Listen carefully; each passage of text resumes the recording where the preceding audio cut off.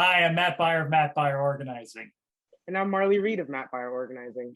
and we're talking organizing homework. Marlie is joining me today because she's not only the top organizer on my team, but she was a tutor. So she knows what homework organizing methods work. Marlie, I'm going to share a story with you.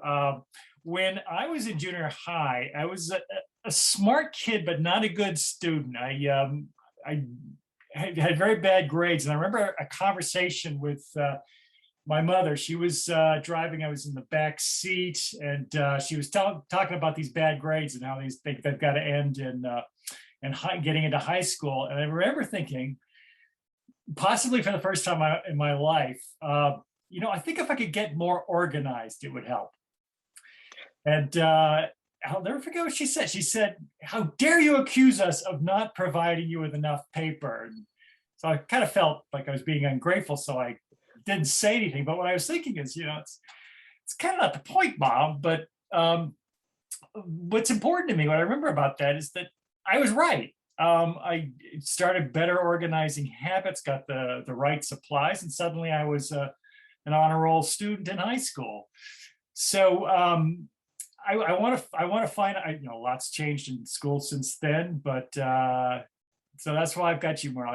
I want to know what are some of the best organizing practices. You've got 4 things you recommend. Where's the best place to start? Best place to start is to designate a homework location, somewhere to study. That makes sense. So important. What should that look like? It should be somewhere out of the way with little distractions, if possible. It should ideally serve that purpose. That way, if you need to get up, take a breather, or have a snack, you can get away from there and then come back in when you're ready to begin again. Okay, great. So this is an example of a dedicated zone. That means setting limitations, and limitations breed freedom. Limit the space to just homework, and you have the freedom to focus and excel. Okay, Marlie. So what do we got for tip number 2? Get a planner. Love it. What do you recommend for the planner?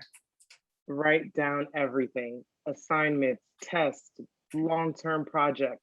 Make sure to write as many details as possible, breaking down large projects into little chunks that are manageable so that you can do them over time, writing down test dates and study time so that you're prepared when the date comes. Great. I think when you think of your planner as not one more thing you have to do, but as something a way to give yourself less things to think about, that kind of helps. Definitely. When you can put those thoughts in a safe place and then forget about them until that week comes up, then pay attention to them. Okay, what's next? Create a routine. Oh, so important. How do you do that? Well, the calendar, or planner is the first step.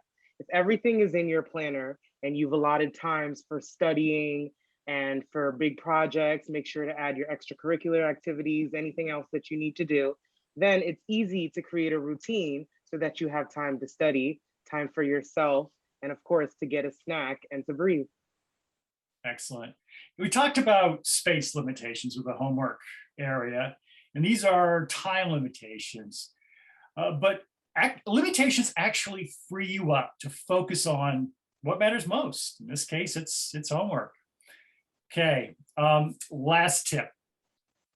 Energize to optimize. Yes, always the missing factor in the organizing equation. Go ahead. Make sure to rest well and plan for that. If you have to, you can put it in your planner as well. Make sure to eat, have snack breaks, because energy is most important and will help improve brain performance. We know organizing is about working with the limited resources of space and time, but it's so easy to forget the energy element. And I would also add exercise. Energize the body and you energize the mind. Exactly. Also, what you eat matters. Look for the proteins wherever you can, not the empty carbs. All right. Finally, if you could encourage parents to do just one thing to help their children's homework, what would it be? Check in on your kids, not too often, but regularly. Maybe on a Friday, check in with them, check in with their calendar, find out what's going on and how they're doing in certain subjects. This will especially help when it comes time for parent-teacher conference. There'll be no surprises. Excellent. Thanks so much for sharing. These are great tips. My pleasure. I love to talk organizing. For more easy organizing tips, please subscribe. Thanks for watching. We'll see you around. Bye.